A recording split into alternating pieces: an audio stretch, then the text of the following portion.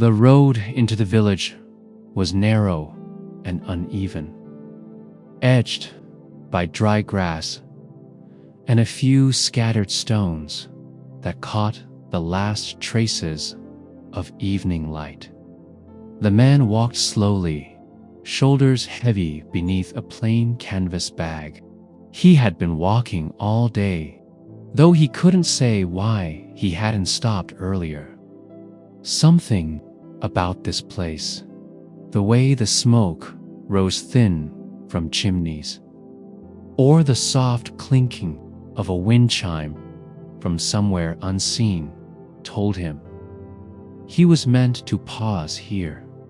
He stopped near a low wooden fence. Beyond it stood a house with a slanted roof and pale curtains moving gently in the breeze.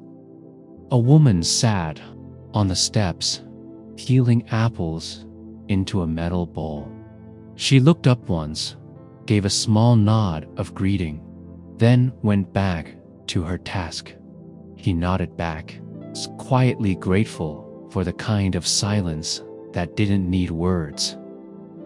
As he moved deeper into the village, he passed a handful of homes, each with their own small noise. A door creaking, a kettle humming, someone calling a name faintly from afar. It wasn't lively here. The air was too still for that. But it wasn't empty either. It felt like a place that had been waiting for him. Though no one had said so aloud, he found a narrow inn near the edge of the square. The sign above the door read "The Resting Place." The letters faded, but still easy to read.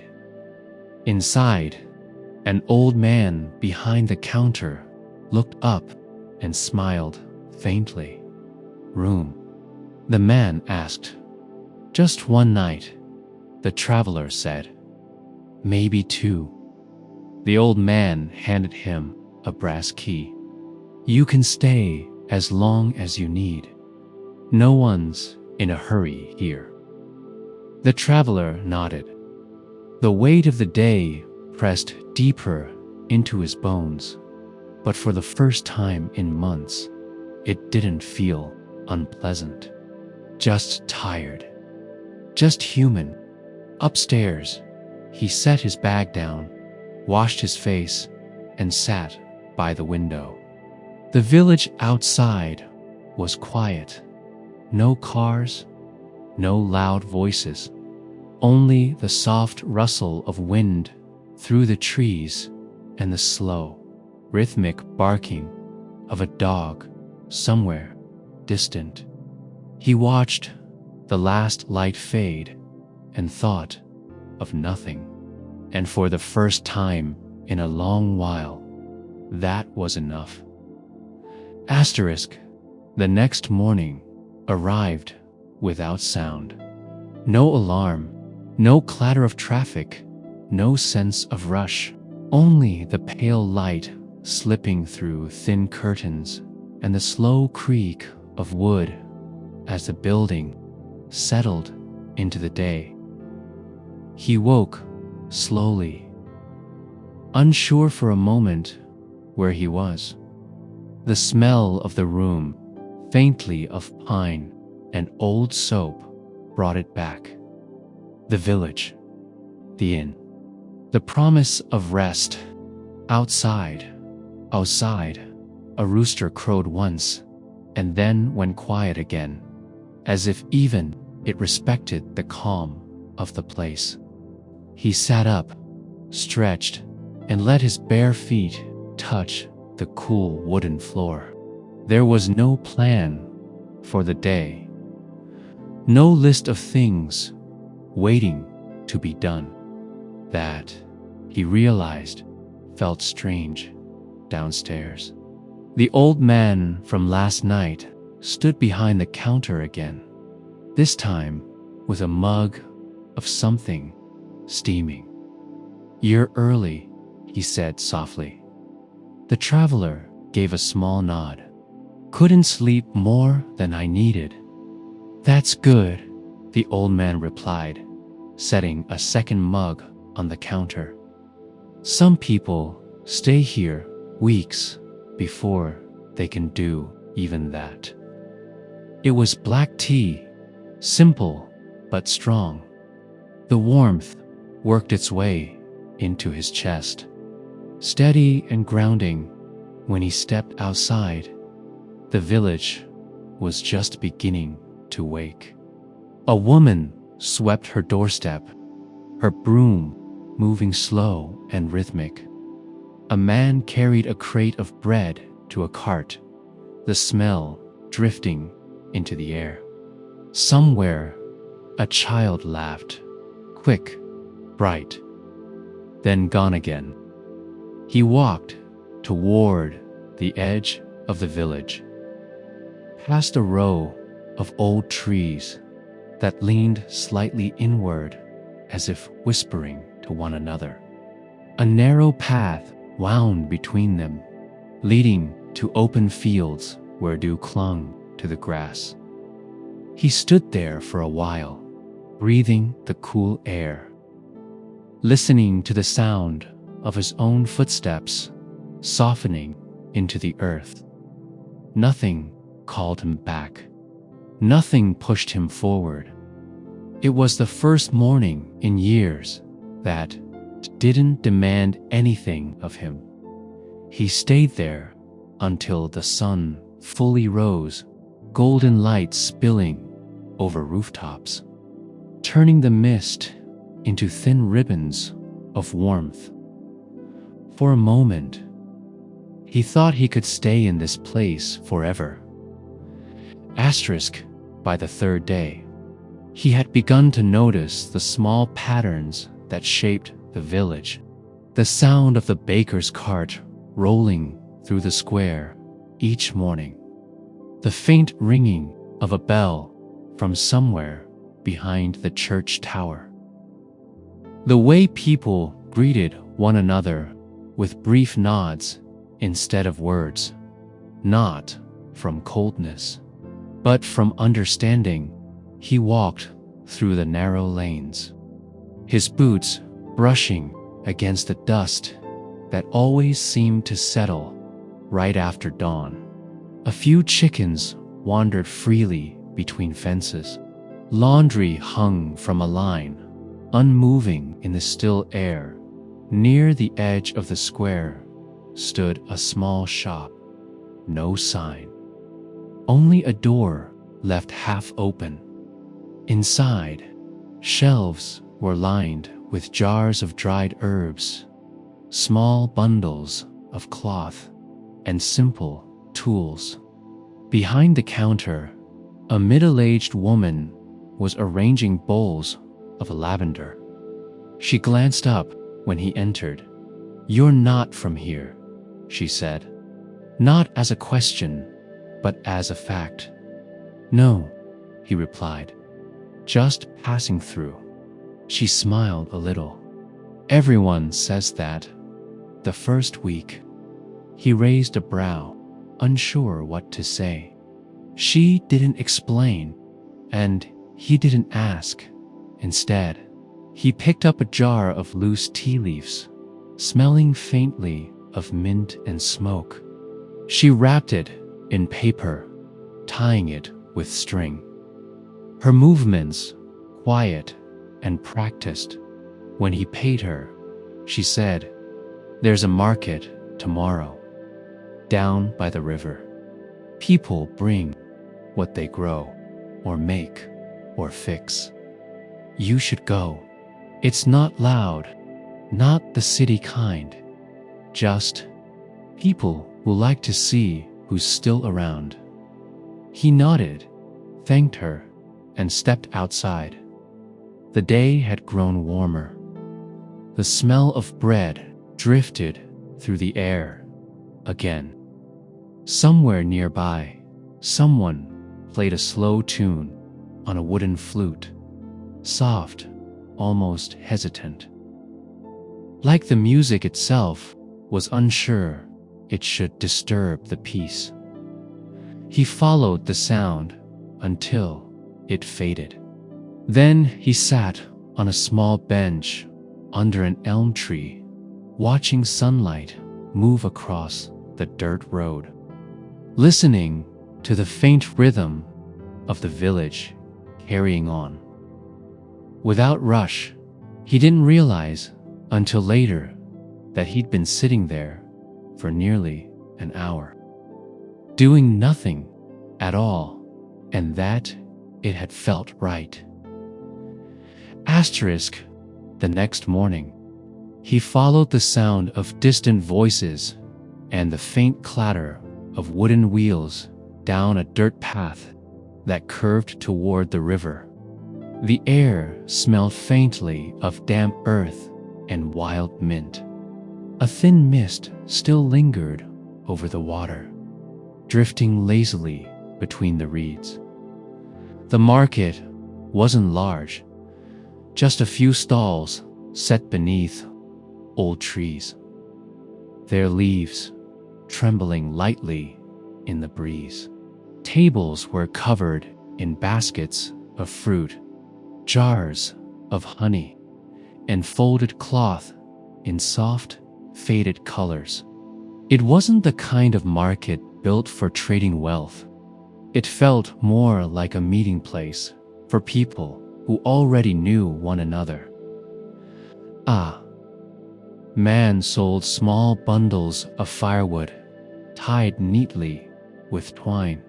Beside him, an older woman ladled soup from a black pot, the scent of herbs and onion rising in slow curls.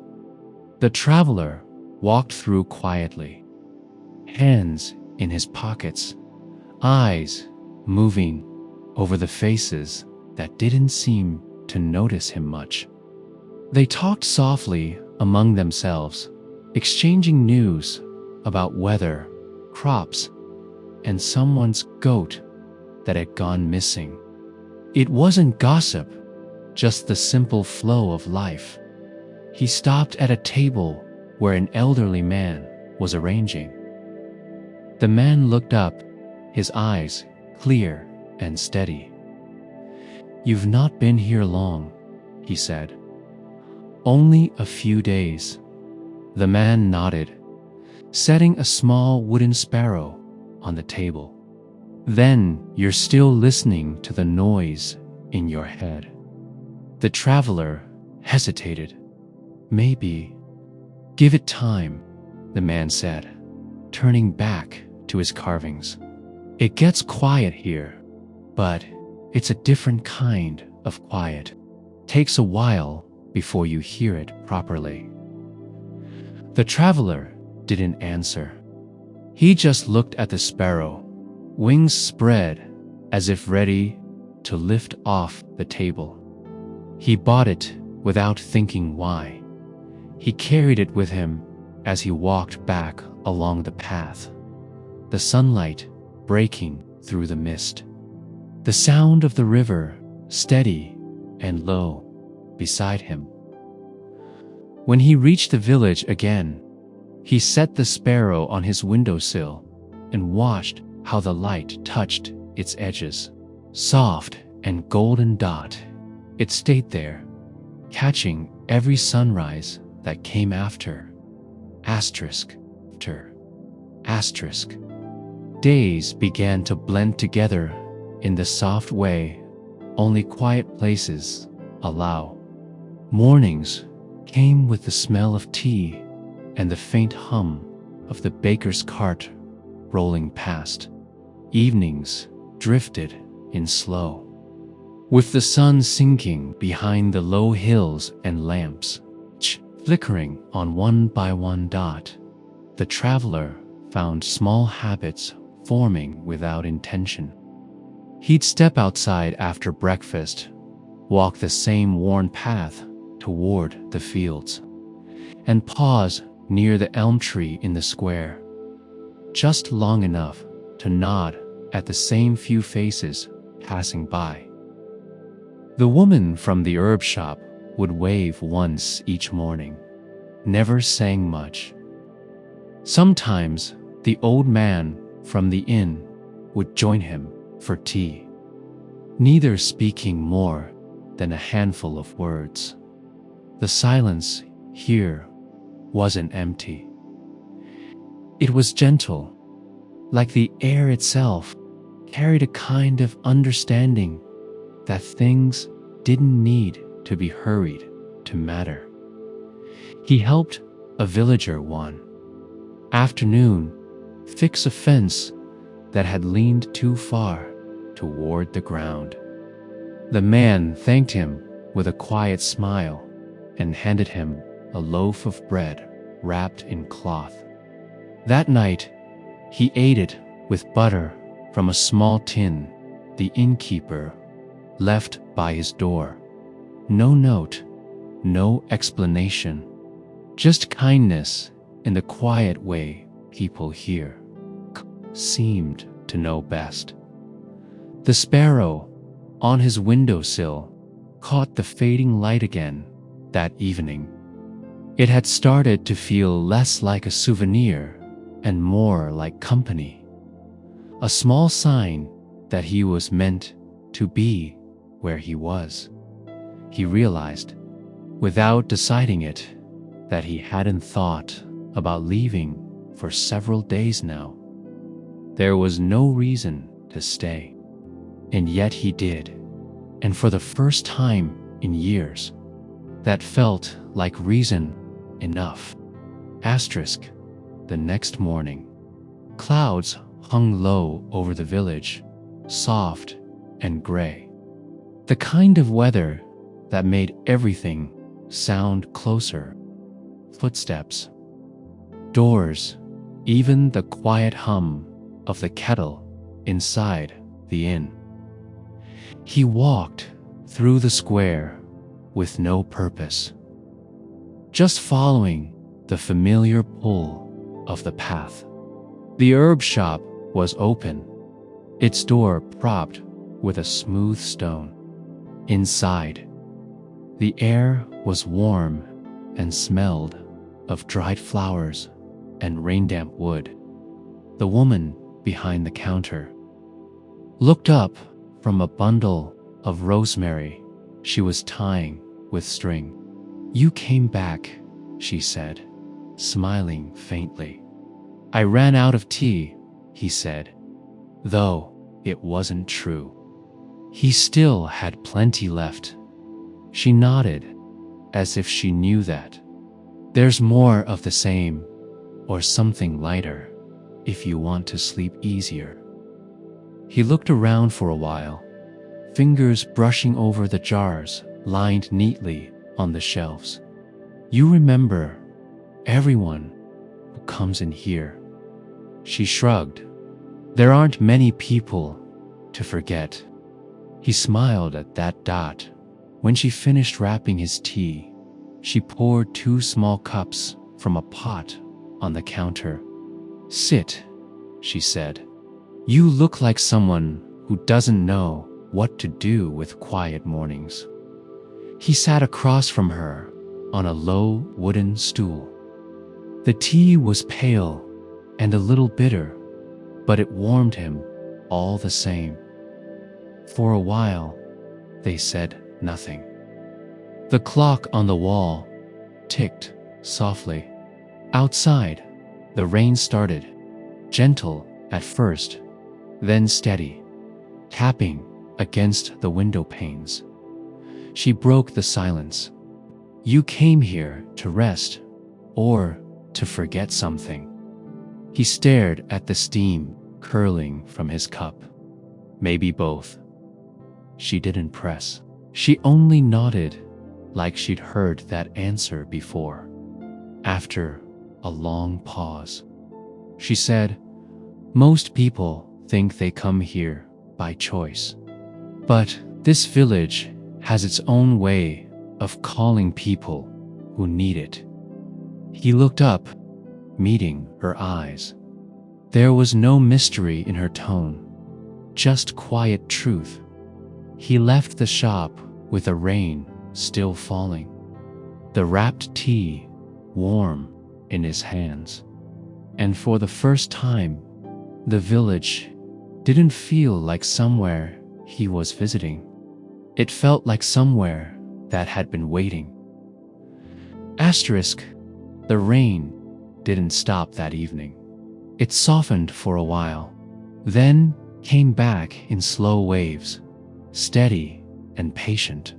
The kind of rain that didn't rush to pass, just lingered, soaking into everything quietly. He stayed by the window most of the day, the sparrow, carving, still resting on the sill. Raindrops slid down the glass in uneven paths, merging and parting again. The sound filled the room, a soft rhythm that seemed to match his breathing. Below, the square looked almost empty. A few villagers moved quickly between doorways, their coats dark and heavy. The baker covered his cart with cloth. The herb shop's window glowed faintly across the lane. A small golden square against the gray. He brewed the tea she'd given him earlier. It smelled faintly of mint and something floral he couldn't name. The warmth of it settled deep in his chest, steadying him in a way sleep hadn't for weeks. He thought of her words. This village has its own way of calling people who need it. It stayed with him, though he didn't know what it meant. Maybe the place didn't call anyone. Maybe it just waited until someone was tired enough to notice. By evening, the air had cooled. The rain grew heavier, tapping against the wooden roof like a slow heartbeat. He lay on his bed without lighting the lamp, the dim gray light fading until only the sound of water remained. For the first time in a long while, he didn't feel the urge to fill the silence. No music, no thoughts, no plans. Just the sound of rain and the stillness between each drop. He fell asleep before realizing he'd even closed his eyes. Asterisk morning came soft and bright. The rain had finally moved on, leaving behind clean air that smelled faintly of wet earth and wood smoke.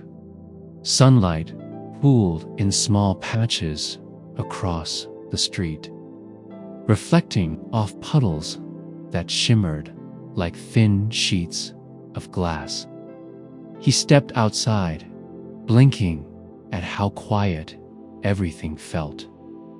The world looked freshly drawn, colors deeper, air lighter. A few villagers were already out, sweeping porches or hanging blankets to dry. No one spoke loudly. They didn't need to. The calm after rain was something everyone here seemed to understand without words.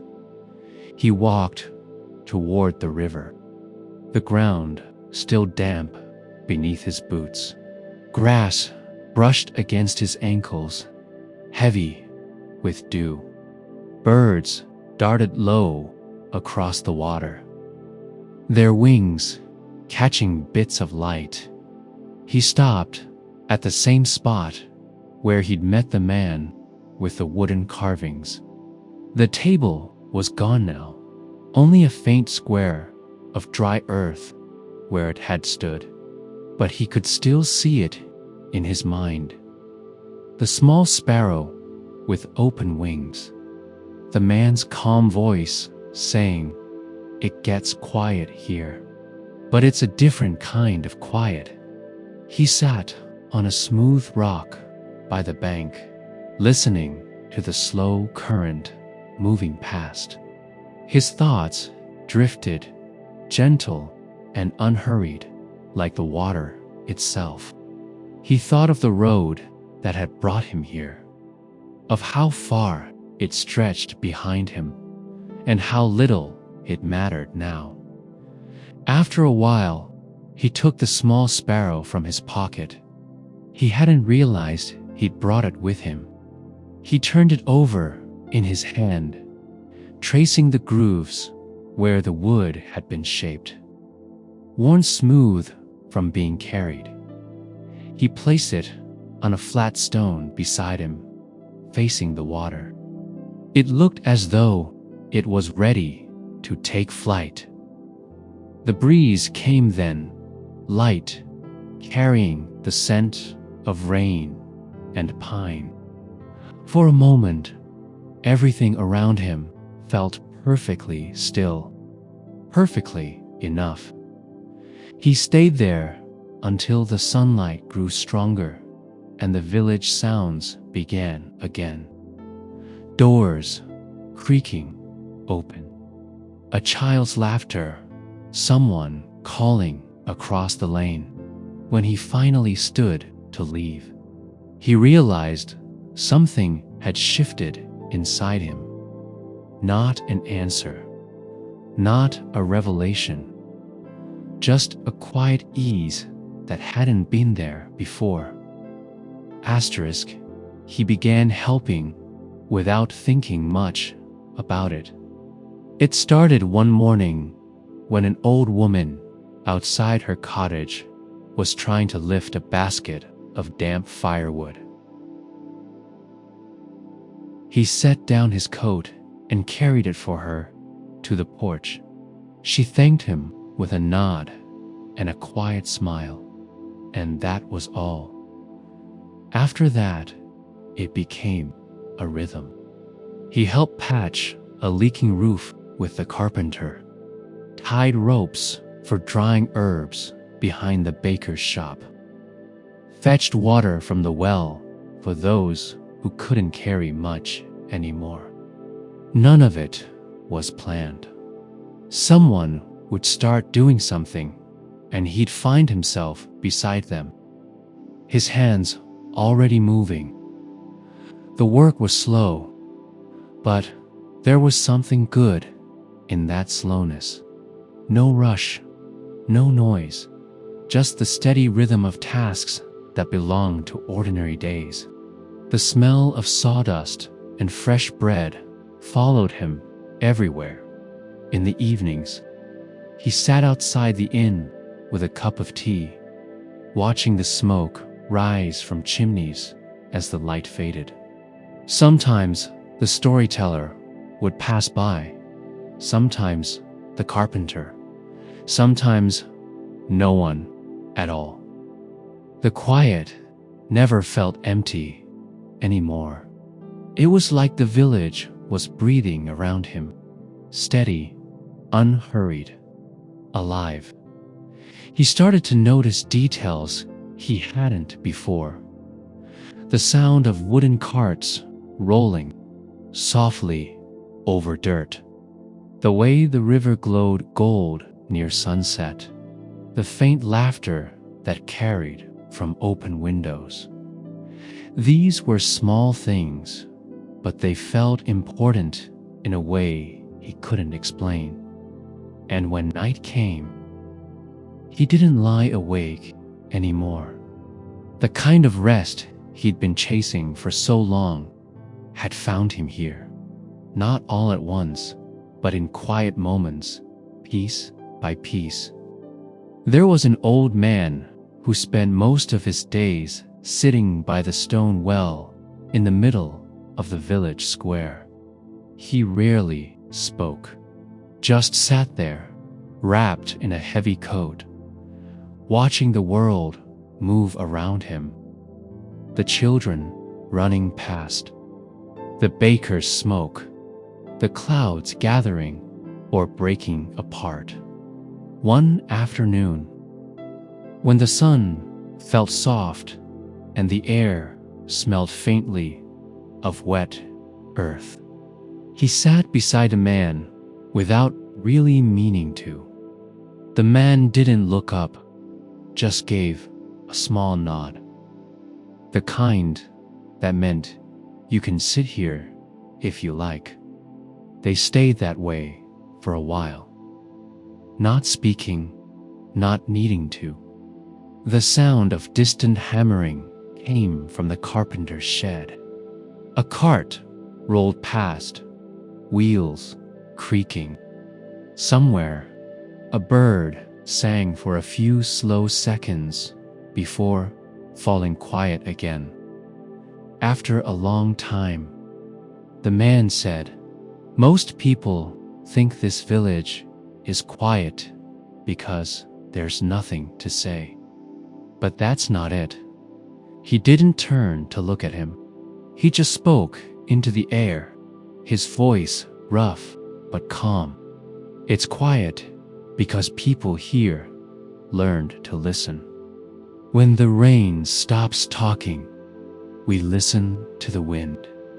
When the wind goes still, we listen to the trees. And when even the trees rest, we listen to what's left inside us." He didn't quite know what to say, so he said nothing. The old man smiled faintly. "That's it," he murmured, as if answering a question that hadn't been asked. That's the part most forget. Silence isn't empty. It's just waiting for someone patient enough to hear what it holds. They sat there until the light began to fade.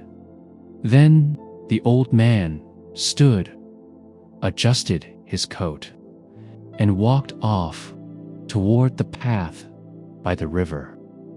That night, as he lay in bed, he thought about what the man said, and for the first time, the quiet around him didn't feel like something he had to fill.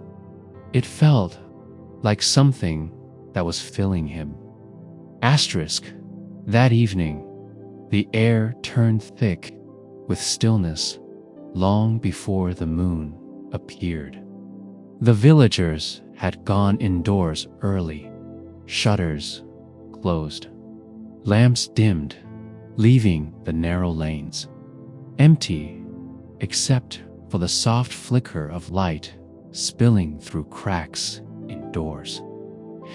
He sat outside his small home, back against the wooden wall, watching the dark settle over the rooftops.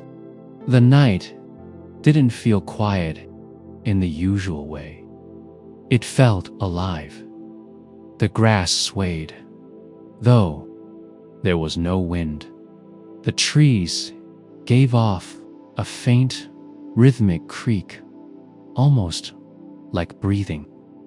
Even the distant hills seemed to hum, low and steady, as if something ancient slept beneath them. He closed his eyes.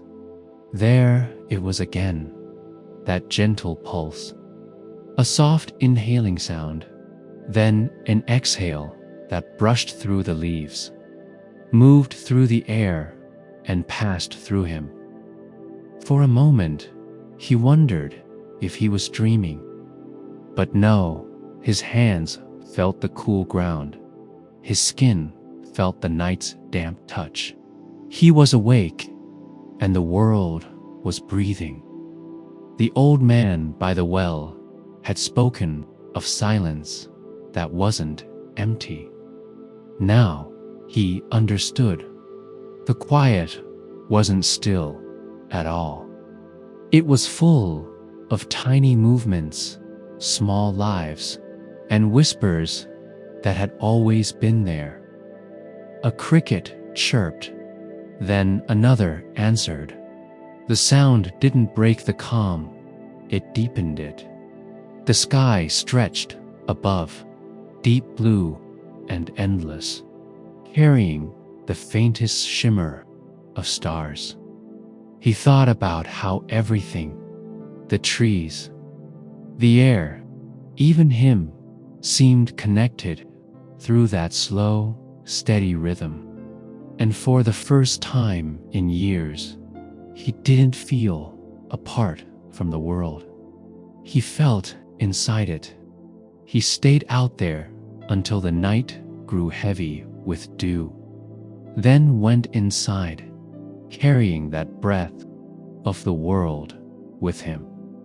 When he finally closed his eyes, the air seemed to move with his own breathing in time. In peace, asterisk, he woke before dawn without knowing why. The sky outside was still dark, pale gray along the edges. The kind of quiet hour when even the birds hadn't yet begun to sing. That same rhythm from last night still lingered, soft and steady, almost like a call. It wasn't a sound exactly, but a feeling that tugged gently at him, leading his thoughts toward the forest beyond the fields. He dressed in silence and stepped outside. The air was cool and wet with mist, wrapping around him like breath. Each footstep pressed softly into the damp ground, muffled by moss and earth. As he crossed through the village, he saw faint glows of early lamps behind shuttered windows. Smoke from one or two chimneys curled lazily upward. Everything else was asleep. Only he was moving, following that invisible pull. The path into the forest was narrow, marked by stones that glistened with dew. The trees grew denser the farther he went, their branches hanging low, brushing against his shoulders. He noticed the hush there, not an absence of sound, but a hum, a quiet so deep it seemed to vibrate. He paused for a moment and listened. Somewhere ahead, the air shifted like a sigh. A bird fluttered through the mist, wings whispering. Then came something softer, a faint voice, or maybe just the wind, saying nothing clear, yet still drawing him closer. The deeper he went, the more the world around him seemed to change. The ground glowed faintly where his feet touched, like the earth remembered his steps. The trees seemed to lean toward him, their leaves shivering as if in greeting. He didn't know what he was walking toward, only that the silence felt alive again, not empty, not lonely, but watchful. And though he could no longer see the village behind him, he felt no fear. Only that same calm breath moving through him and the forest, guiding him forward toward whatever waited in the heart of the woods. Asterisk, the mist thickened as he walked, curling around his ankles, rising until the path blurred beneath him. The trees grew larger here, older, their trunks wrapped in soft green moss. The forest floor was covered in ferns and wildflowers that caught faint light from nowhere he could see. He didn't feel lost, though he should have. Something quiet in him trusted the direction, that pull which seemed to hum beneath his ribs, steady as a heartbeat. Then, through the fog, he saw it, a break in the trees. A small grove lay ahead, lit by a pale glow that felt softer than dawn. The mist thinned just enough to show a circle of ancient stones rising from the moss. Between them, a small spring bubbled up, the water as clear as glass. He stepped closer. The air felt warmer here, touched by something alive. Each sound, the trickle of water, the rustle of leaves, seemed sharper, more deliberate, like part of a hidden pattern. Kneeling by the spring, he saw shapes reflected in the water. Not his own face, but faint outlines, the image of books, rows upon rows. Just like the silent library he'd dreamed about before. Then the reflection shifted, showing an old wooden door covered in ivy. He blinked. The reflection rippled and faded, leaving only his face and the pale sky.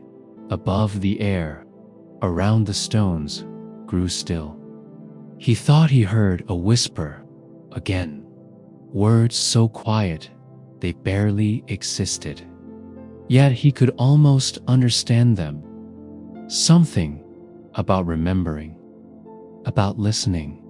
He reached out and touched one of the stones. It was warm. The hum deepened, spreading through his hand, up his arm, filling his chest. And for a brief, shivering second, he saw the library again, not in the water this time, but around him. Shelves upon shelves, fading into mist, soft candlelight flickering, the faint scent of parchment and rain. Then it was gone.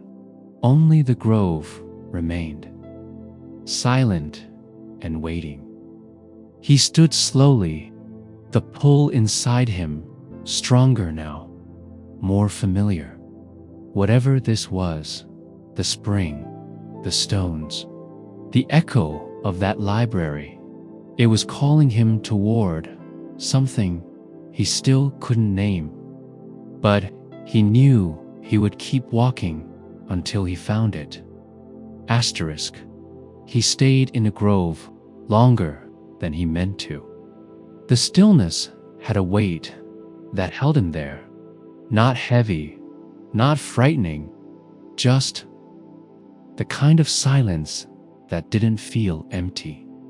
He crouched near the spring again, watching how the water moved around tiny stones. Each ripple carried reflections of the trees and sky, bending them in soft waves. A few leaves floated past, spinning slowly before disappearing into the grass dot.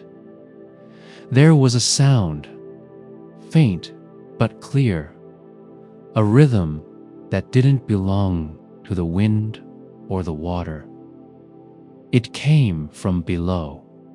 Not a voice, not exactly, more like the quiet hum of something buried deep under the soil. He pressed his hand against the ground. It was cool at first, then warmer, almost pulsing with life. The sound seemed to respond to his touch, a low vibration, as if something old had recognized him. He drew his hand back. The hum faded, but the feeling stayed. A small path ran beyond the grove, half hidden by ferns. It wasn't on any map he'd seen, though that didn't surprise him. The villagers often spoke about old paths that led to places forgotten or changed by time. Places they no longer visited because there was nothing left there anymore. He stood for a while, looking toward it. The mist was thinner there, light spilling through in soft layers. It felt like an invitation. He started walking. Each step away from the grove felt like stepping deeper into memory. Though he couldn't say whose dot, as the forest opened up, the hum returned, softer now, like a whisper following behind him. It wasn't menacing. It felt patient, waiting, and deep inside, he sensed the truth of it, that this wasn't a place of ghosts or magic, but of echoes. Echoes of people, of words, of quiet lives once lived and slowly forgotten. The world around him seemed to breathe, every branch and leaf alive with unspoken history. And he thought, maybe this was what the silence had been trying to tell him all along, that nothing ever really disappears.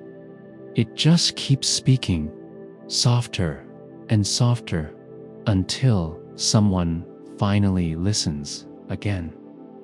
He stopped walking, closed his eyes, listened, and the forest exhaled, and the forest exhaled.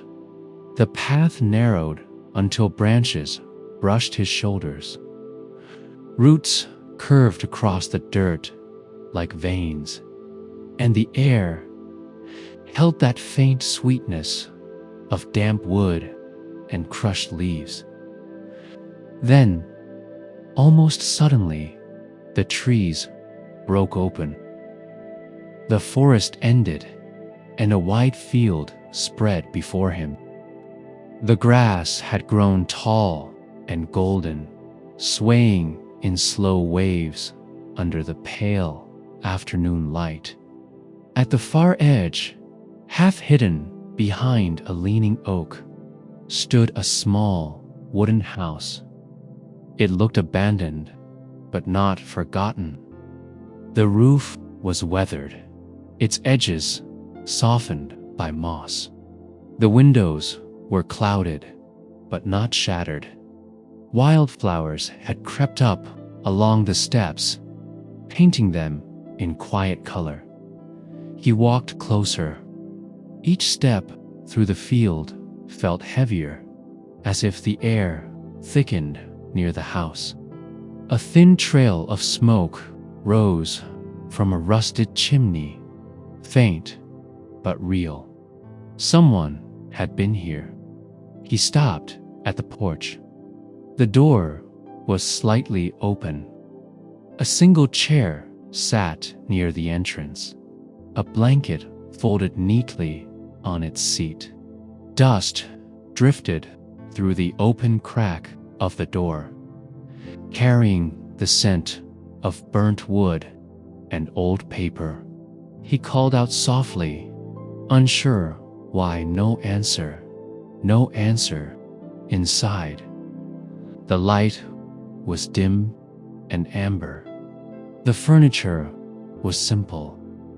A table, 2 chairs, shelves made from uneven planks. A kettle sat on the stove, cool now, but blackened from long use. Then he noticed the wall. It was covered with paper. Not wallpaper, notes, old, yellowed sheets pinned in uneven lines. Some had words, others only symbols or sketches. A few were stained, the ink blurred. He stepped closer, tracing one with his finger. The handwriting was careful, almost familiar. The words were fragments, thoughts about the forest, about silence, about the sound beneath the trees. He read one line out loud, barely above a whisper. The echoes only fade when no one listens. He stood there, still, reading note after note. They spoke of the same hum he had heard, the same grove, even the same dream of a library that appeared and vanished like mist. The last note at the edge of the wall stopped him. It wasn't old. It was written recently, the ink still dark. It said, "If you've found this place, you already know what to do. Listen." A gust of wind moved through the open doorway, and the papers fluttered softly like wings. He turned toward the sound. Outside, the field swayed again, whispering in rhythm with the forest behind him. He didn't understand how someone else had written these notes or when, but somehow they felt meant for him. He sat down on the wooden chair and listened. He stayed. The sun fell quietly behind the trees, leaving the world in shades of blue and silver. The house creaked as it cooled, the wood settling like something breathing slow and deep. He found a candle on the table and lit it with a match from the stove. The flame burned small, trembling, throwing soft light across the papers on the wall. Their shadows rippled like leaves outside. The wind moved through the tall grass with a slow hiss, almost like waves pulling back from the shore. The forest, not far behind, whispered, "Too low, steady." Patient, he sat at the table, notebook open in front of him. Though he hadn't written anything in days, the last words he'd managed were only half a sentence. The silence feels alive. Now, reading the notes again, it didn't feel so far-fetched. There was one paper on the far corner.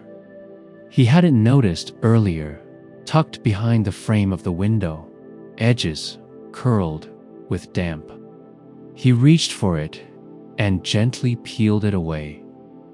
It was written in the same handwriting as the rest, but this one wasn't about the forest. It said, "The village forgot the sound of its own heart, so I went to listen for it." Beneath that line, a date. It was from many years ago. He frowned softly, tracing the ink. The name at the bottom, faint, nearly erased, looked like his own last name. The same looping letter at the end. He sat back, the candlelight flickering across his face. A soft unease passed through him, but it wasn't fear. More like recognition, the kind that doesn't fully surface but lingers in the chest. He walked to the window. The field beyond glowed faintly under the moonlight. The grove was somewhere behind those trees, invisible now, but he could still hear the hum. Faint, steady, like the heartbeat the note spoke of. He closed his eyes and listened. The rhythm was the same as before, gentle, pulsing, alive. But now it felt closer, as if it was coming from the walls, the ground, and from inside him to Dot. When he opened his eyes, the candle flickered harder. The notes on the wall rustled again, and in that shifting light, he could swear some of the ink on one of them had changed. A new line had appeared beneath the one he read earlier. It said, "You found what I left behind. Don't leave it unheard." The flame steadied again. The air settled. He sat very still, heart beating in rhythm with a faint hum under the floorboards. Outside, the wind had stopped. Everything waited. Asterisk. He didn't sleep that night. The air inside the small house felt too alive, too aware of him. Every creak, every sigh of wind outside carried something that wasn't random. It was as if the house itself was breathing with him, keeping pace with each inhale and exhale. The candle burned low. Its light made the notes shimmer faintly, edges soft, ink deepening and fading like breath on glass. Then, just as his eyes began to blur with fatigue, the hum returned, clearer, now closer. It came from beneath the floorboards. He froze, listening.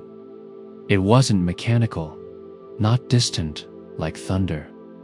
It was softer, human, almost, a low rhythmic vibration that shaped itself into something like a voice. Though not quite words, he crouched down, pressing his ear to the floor. The boards were cool, trembling faintly. The sound pulsed through them, slow, deliberate, calm, like someone speaking in another language, one too old for words. And then, the hum didn't stop. If anything, it grew deeper, as though answering the rhythm of his heartbeat. He found an old lantern on the shelf and lit it, moving it across the room until the light fell on a loose plank near the far wall. The wood had warped slightly, and the dust there was disturbed, as if someone had pried it open before. He knelt down, fingers tracing the edge. It came up easily, the nails already loose. Beneath it was a hollow space. Inside, wrapped in layers of fabric, gone brittle with time, was a small wooden box. No lock, no markings. Just a faint smell of old earth and cedar. He lifted it carefully, setting it on the table. The humming grew louder. Though it wasn't coming from the box itself, it was as if the sound was all around him now, vibrating through the walls, through his chest. He hesitated, then opened the box. Inside were papers, folded, thin, and yellow with age. A few strands of dried grass were tucked between them. And something else, a piece of fabric, torn from what looked like a shirt cuff. It was faintly familiar. He unfolded the first paper. The handwriting was the same as the notes on the wall, but these words were clearer, steadier. If you hear the hum, it means the village still remembers. The sound lives beneath the fields, under the water, inside us. Listen long enough, and it will tell you what we forgot. He reached for the next one. The silence isn't empty. It's waiting. The hum deepened again, so low now it was almost felt rather than heard. He set the papers down and looked toward the door. The wind had picked up outside, brushing through the tall grass in long waves. The air seemed charged, not dangerous, but expectant. He whispered softly, to no one in particular, "I'm listening." And in that moment, everything stopped. The wind, the hum. Even the candle's flame froze, as if holding its breath. Then, slowly, he heard it again, not beneath the floor this time, but inside his chest, as clear as his own heartbeat. A quiet voice, woven from air and memory. Then remember. The candle flickered once and went out. And went out. When he woke, the air had changed. It wasn't louder or brighter. It was clearer. The kind of stillness that felt alive, not empty. The field outside glowed pale gold under the first light, the tall grass bending softly in the morning wind. Dew shimmered on every blade like threads of glass. He sat up slowly, blinking at the faint light that spilled through the half-open door. The candle had burned to nothing, leaving a faint curl of smoke in the air. The notes on the wall didn't move now. They hung silent, their shadows sharp and still. He felt strange, not frightened, but lighter. The night felt real, and yet far away, like something dreamt and half remembered. He could still hear the echo of that voice. Then remember, buried deep in his chest. Quiet, but steady. He walked outside. The air smelled different, fresher somehow, as though the rain had just passed, though there had been none. The forest at the edge of the field seemed brighter, too. The trees looked taller, the leaves greener, their branches heavy with light. The hum was gone, but its absence didn't feel like loss, more like peace. Like it had said what it needed to say. Down the slope, toward the path that led back to the village, he saw something that hadn't been there before. Faint trails of smoke from chimneys, small figures moving between houses, faint voices carried by the breeze. The village felt awake. He hadn't realized how quiet it had been before, not in sound, but in spirit. Everything now seemed to breathe differently, as if the world itself had taken a deep breath after holding it for too long. He started walking toward it. The grass brushed his hands as he passed, damp and cool. Each step felt slower, heavier, not from fatigue, but from awareness, that sense of being part of something bigger, something unseen but always there. When he reached the first house, he saw an old man standing near the well, filling a bucket. The man looked up and nodded, his expression calm but faintly curious. "Did you hear it too?" the man asked quietly. He paused. "Hear what?" The man tilted his head, as if listening to something distant. "The sound last night, like the earth was speaking. Haven't heard it since I was a boy."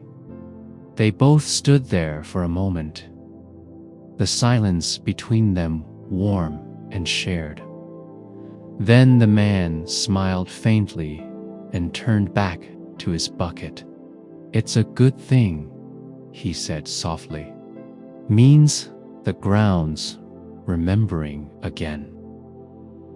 He didn't reply, just watched as the man carried the bucket back toward his house, the sound of his footsteps mixing with birdsong.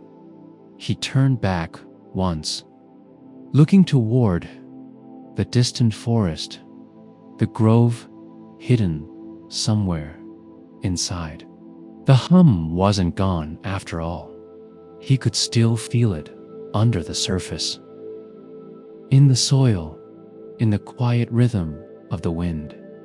It wasn't calling anymore. It was simply there. He stood for a long time, listening to the stillness that no longer felt like silence. Asterisk. He spent the rest of the morning walking through the narrow paths between the houses. The villagers were already outside, tending fires, mending fences, hanging fresh sheets that swayed gently in the breeze. Every face he passed seemed softer somehow, as if everyone had slept through the same dream. No one spoke much. They didn't need to. The quiet between them wasn't empty anymore. He stopped by the small bridge that crossed the stream at the village's edge. The water moved lazily beneath it, carrying leaves and fragments of light. He leaned against the rail, listening. The sound was simple: running water, birds in the distance, the faint creak of wood. But under it all, there was something else, a pattern, a rhythm.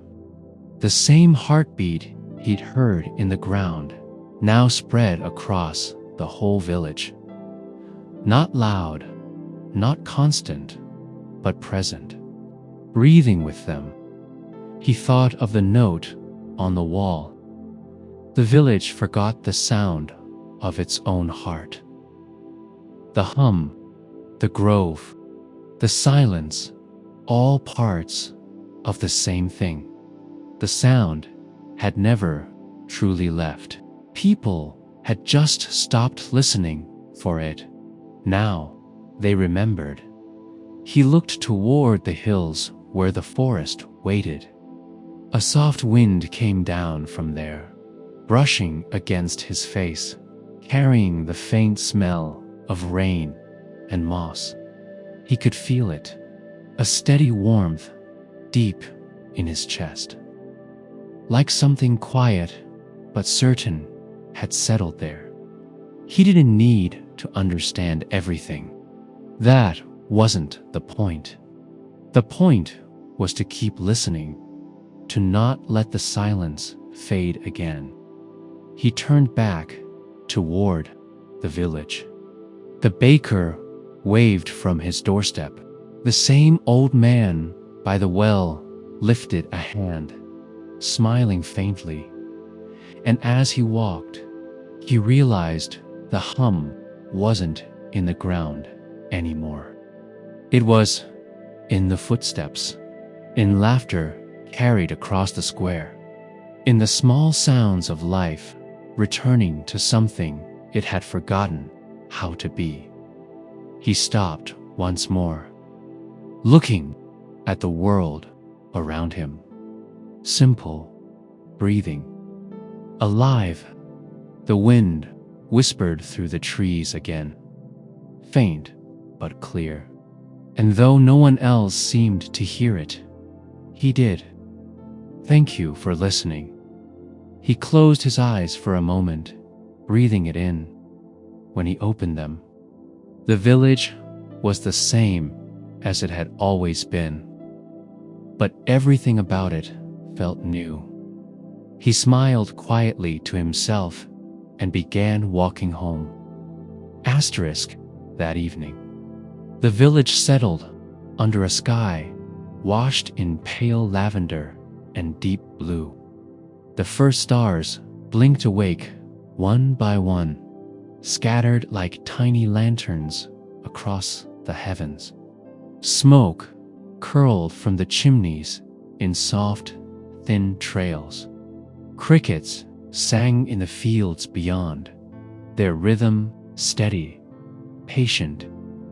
He sat outside his small home, the same place he had begun. The wooden chair creaked beneath him as he leaned back, watching the last light fade over the distant hills. The day had moved slowly in a way that felt right. Nobody had rushed. Nobody had filled the air with needless talk. People worked, laughed, shared food, then fell quiet again, as if trying to hold onto the balance they'd found. He could still hear it now, faint, somewhere beneath everything. The same soft hum that had followed him since the forest. It was no longer mysterious. It was familiar. The heartbeat of the world. The quiet that lives beneath every sound. He closed his eyes. The air was cool, carrying the smell of damp earth and wood smoke. He could hear the stream running just beyond the fence, and the faint murmur of voices, his neighbors, talking low and kind in the hush between those sounds. Something gentle rose, a quiet tone that seemed to come from the ground, the air, maybe even from within him. It was the same feeling that had followed him home from the grove, the same warmth that lived in the soil and in every breath the village took. He breathed in slowly. The world breathed back. The stars above shimmered. The sky deepened, and somewhere in the distance, the forest sighed, a sound like soft wind through tall leaves, carrying with it the promise that silence was never truly empty. It was only waiting to be heard. He smiled, eyes half closed, as sleep began to pull at the edges of his thoughts. In that drifting moment, he realized he wasn't just listening anymore. He had become part of the listening, a note in the quiet song of the world. The last thing he felt was peace, calm, steady, endless. The same peace that would rise again tomorrow with a light and breathe once more through the silent heart of the village. Asterisk, you've reached the end of tonight's story. Let yourself stay right where you are, still and calm. The village is quiet now, the stars are steady, and everything that needed to happen already has. Take one slow breath in and one gentle breath out. Let the world around you fade and feel the quiet settle in your chest. Soft, warm, steady. There's nowhere else to go, nothing else to do. Just rest. If your eyes are still open, let them close now. Let the sound of the night carry you the rest of the way. Thank you for listening tonight. Sleep peacefully, and good night. And good night.